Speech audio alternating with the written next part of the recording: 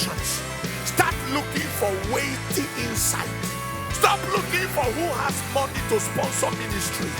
There are people who approach us and they say, we want to do this for church. I say, you won't do it. Because I saw it in their eyes that they will boast about it later. If you allow your ministry to be sponsored from the pocket of a man, after a while, the man will pocket the ministry.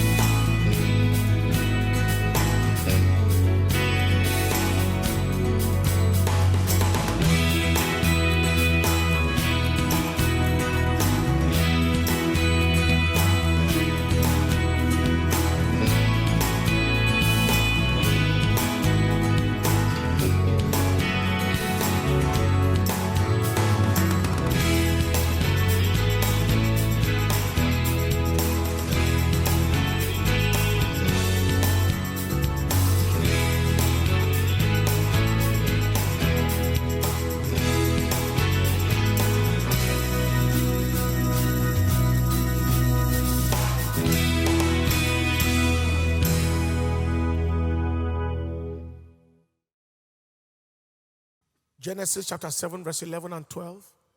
In the 600th year of Noah's life, in the second month, the 17th day of the month, the same day of the month, the same day were all the fountains of the great deep broken open, and the windows of heaven were opened, and the rain was upon the earth 40 days and 40 nights.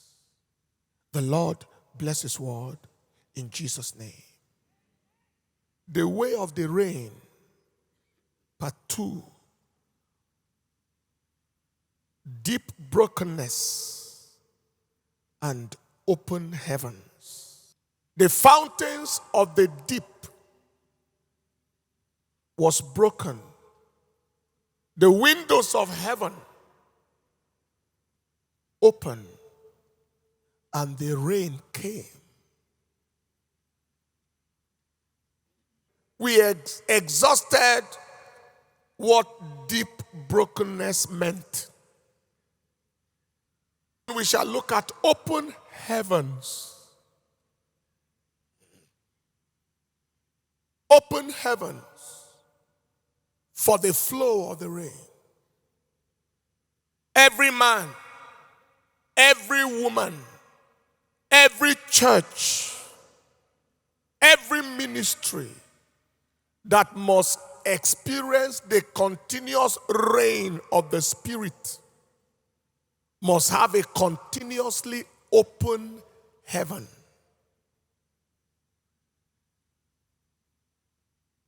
If your life, your ministry, your destiny, even your finances must experience the continuous rain from heaven,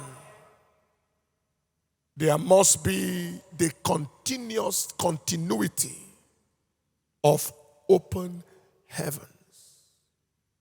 What is the meaning of open heavens? First of all, it means the intervention and invasion of heaven on the earth. The invasion and intervention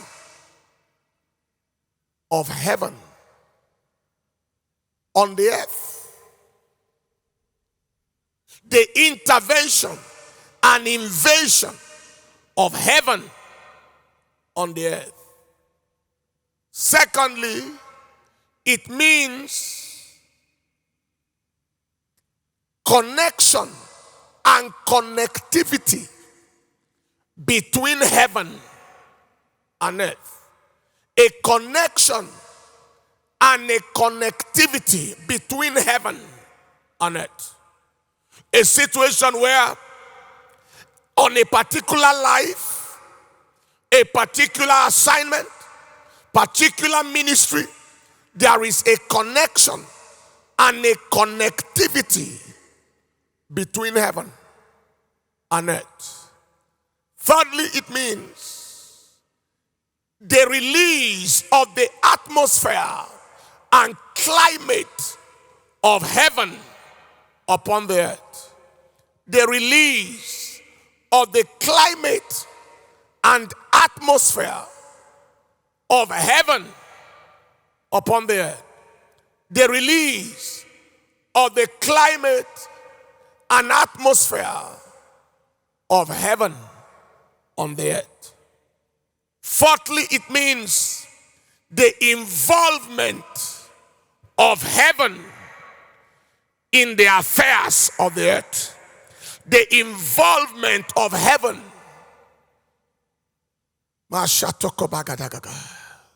The involvement of heaven in the affairs of the earth. Fifthly, it means the avenue for celestial traffic upon the earth.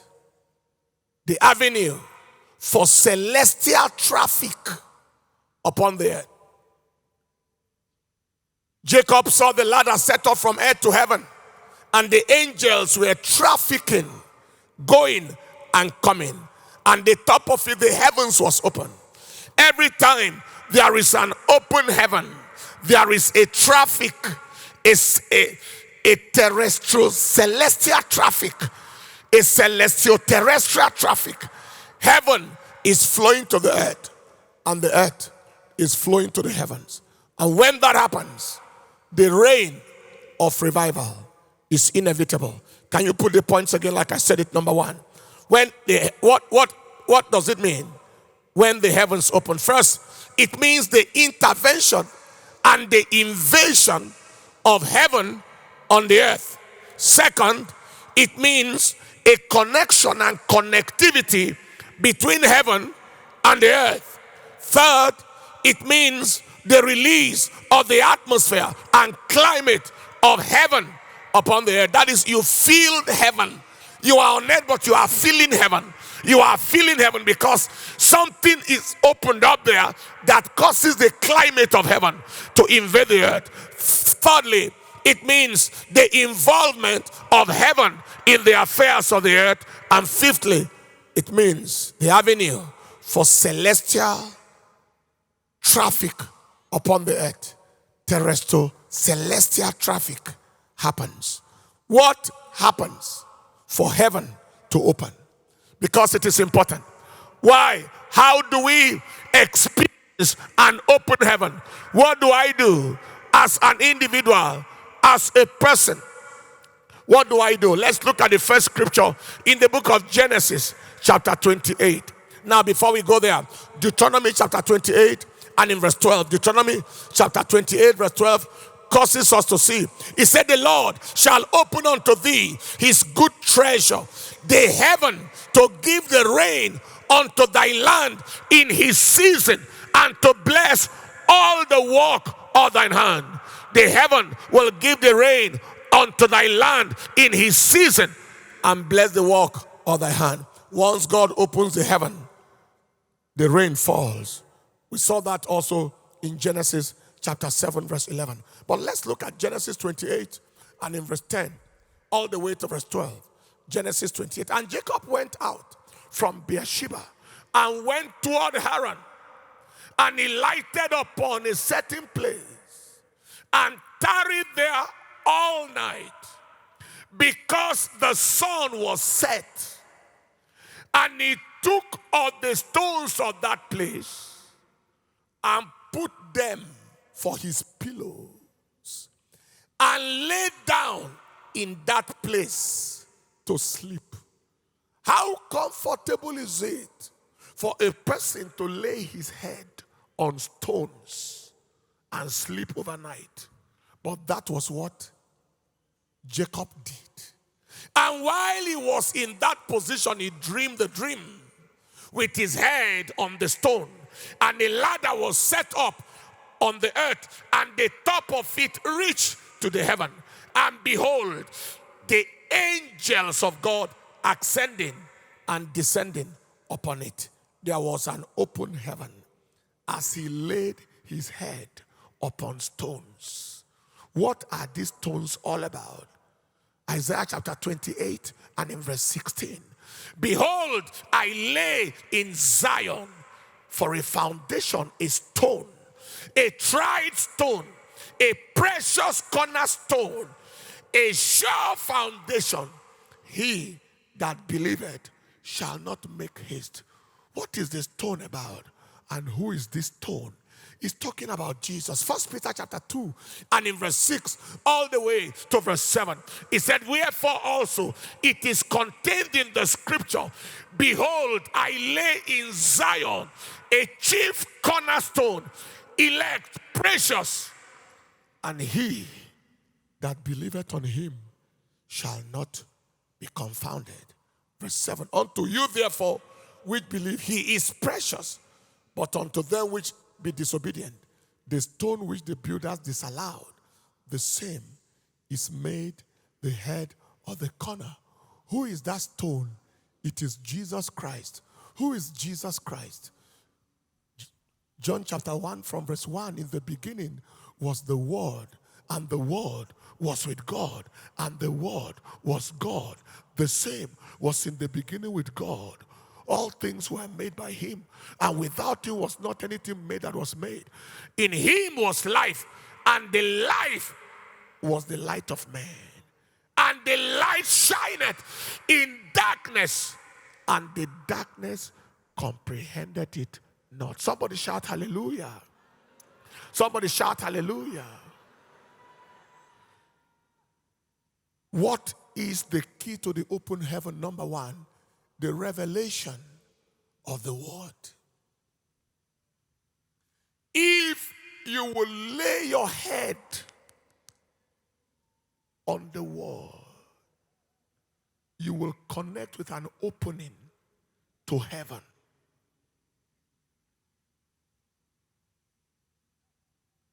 If you will trust God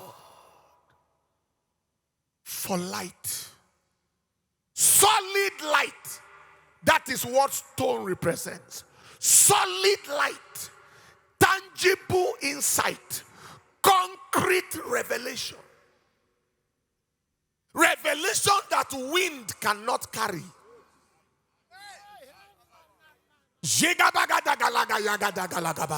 I mean, insight that the winds of confusion cannot shake. Wind does not carry stone. Wind cannot blow stone. Revelation, light, insight that wind can't move. That the sleight of doctrines, cunning craftiness of men cannot move. Tangible light, solid light, concrete insight, evidential light, light that has weight. Weighty light, weighty light, weighty light, weighty insight, weighty concrete light and insight.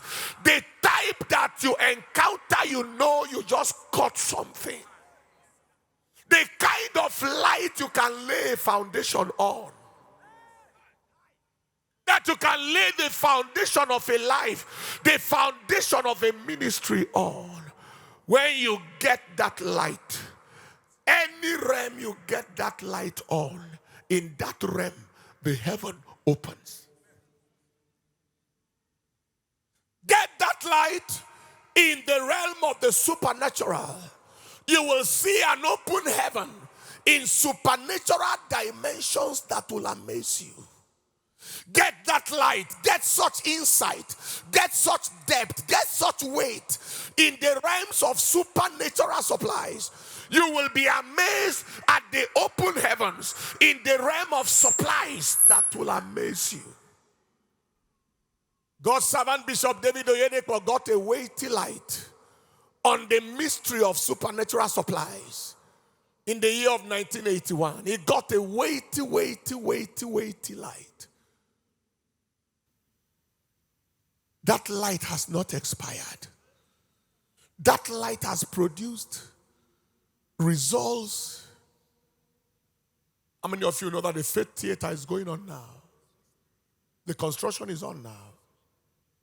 The cost of the cooling system there will build a mega estate cooling system.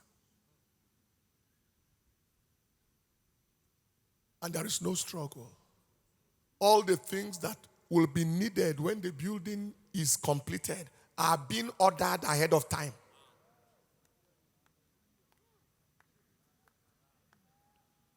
Every dime that will finish the building to perfection, dime is on ground.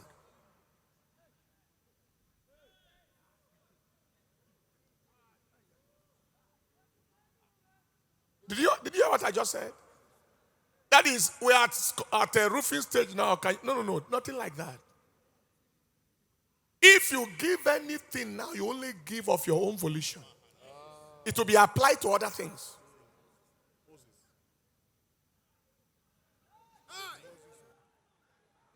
Any realm where you get light that is weighty, that wind can blow. Actually, there are some light, some revelations you say you have, but you are confused.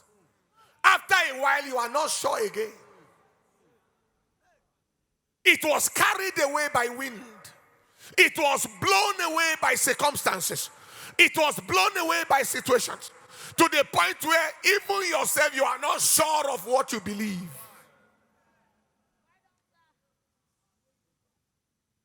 But when you come to the point where you get something that nothing can carry from you, nothing can carry from you, no wind can blow it.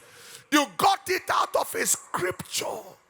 Like the Bible said in Psalm 119 verse 162. Therefore I rejoiced at your word as one that found, as if I conquered something. You arrived at an insight like you conquered the city, like you conquered the territory, like you conquered something. I rejoice. That kind of word that appears as if you just hit a jackpot.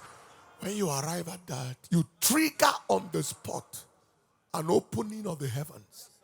Whether it's in the realm of the supernatural, whether it's in the realm of the crowd flow, whether it's in the realm of healings, miracles, signs, and wonders, whatever realm, that light. Kenneth Hagin got the insight of Mark chapter 11, verse 23.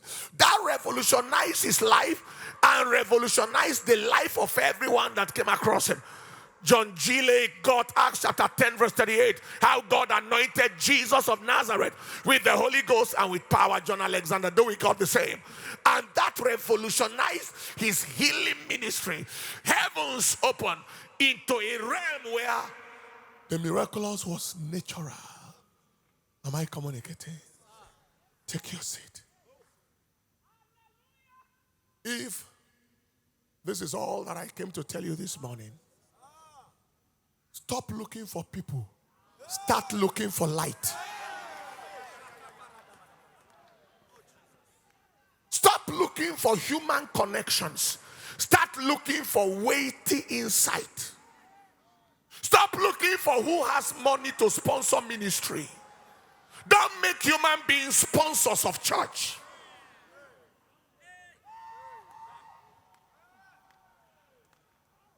When we stepped into ministries, it was very, very normal for you to identify the visible sponsors of different churches. This one is the man behind this ministry. This one is the main financier of this ministry. This one is the main sponsor of that ministry. And it was very strange to us. And when we didn't see any such person around us, it looked like we were not doing something right. But today as I speak, all those people disappear from all those churches. In one of the churches, that one person in particular was as if he was a let me permit me the use of the word, he was an owner of the church. If the person that was the pastor was an owner, in quote, then he was a co-owner. After a time he stepped off, everything looked stranded. But I saw, I will build my church. I am the owner of the church. No man is big enough to build a church. No man is rich enough to own the church. No man is rich enough to pocket the church. If you allow your ministry to be sponsored from the pocket of a man, after a while the man will pocket the ministry.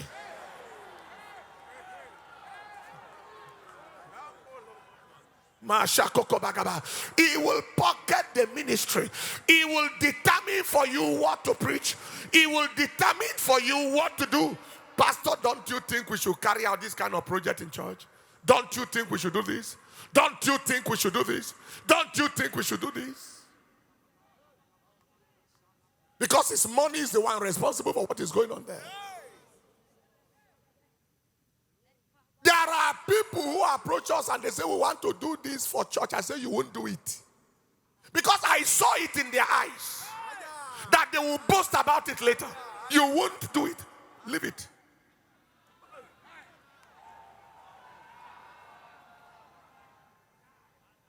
I am talking of somebody, that is project of hundreds of millions. 100, 200. I am led to do it. I am not led.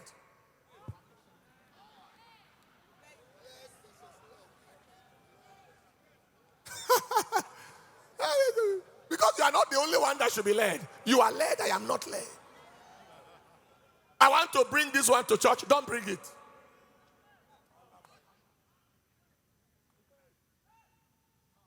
I have a car parked there. Can you send somebody to come and pick it? We won't send anybody.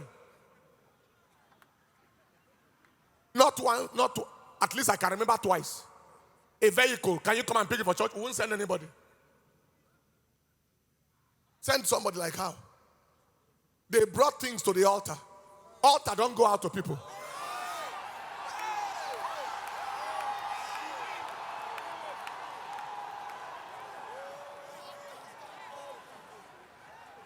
People brought gifts and offerings to the altar, and you are asking the altar to come and carry the offering.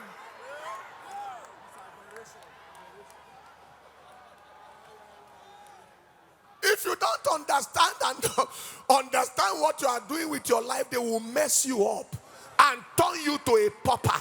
Instead of being a pastor, you became a pauper.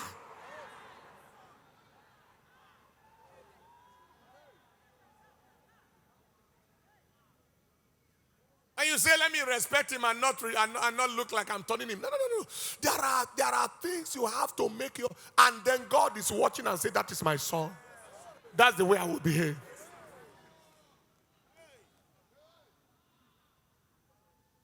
In our place, they say if you don't reject money, money can't fear you.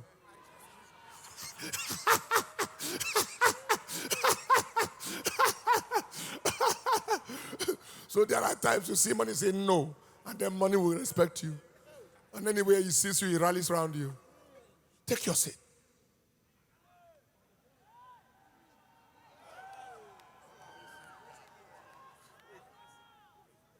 Please take your seat. Take your seat. Another thing you must do, that kind of revelation that opens your heaven, is the revelation that suspends your senses. What you can lay your head on. The one that swallows up your reasoning. The one that takes over your thought. Because your thought, your reasoning is the greatest enemy of your results. He laid his head on the stone. Your reasoning is always struggling with your results. The day you come to the end of the reason, that day you are at the beginning of the results. The point where you are able to surrender your own reasons, your own plans, your own senses, the way you feel about things, and the way you come to that kind of light and insight that will swallow up these things. At that place, you are at the place of open heavens. Somebody say loud amen. Somebody say the loudest amen. I pray for someone here today in the name that is above every name, the name Jesus, the resurrected Lord. I prophesy upon you light and revelation and insight that will swallow up every limiting reasoning, every limiting senses, everything that is fighting your result. I prophesy supernatural light, insight and revelation from the word that will swallow them up. I prophesy in the name of Jesus. The revelation of the word definitely opens the heaven. I told you that Jesus is the word. Now look at John chapter 1 and in verse 51. John chapter 1 verse 51. The Bible said about Jesus Christ, he said unto him, verily, verily, I say unto you, hereafter you shall see heaven open and the angels of God ascending and descending on top of the Son of Man. Can you now see that the Son of Man was the ladder of Jacob?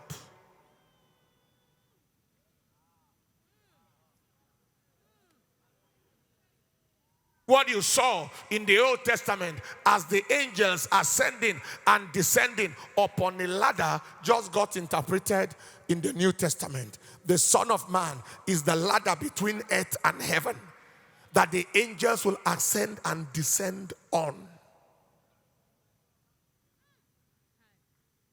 So you thought that Jacob saw wood, but that wood was a revelation of a personality. The revelation of the assignment of a person that was yet to come. A person that is the divino-human junction. A terrestrial-celestial junction. Connecting heaven and earth. And he is the word. If you get the right word, heaven will kiss the earth.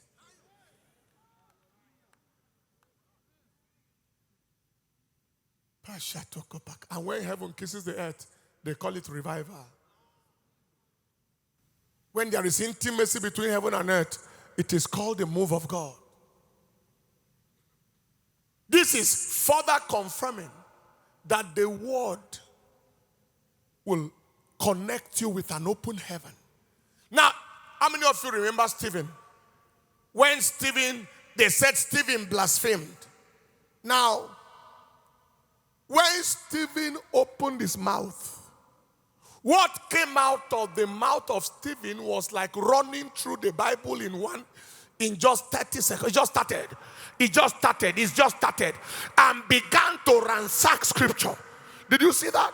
He went all the way from Abraham, went all the way to Moses, went all the way to Joseph, went through to David, and just kept on going through the Bible. By the time he finished the explosion, he saw heaven open.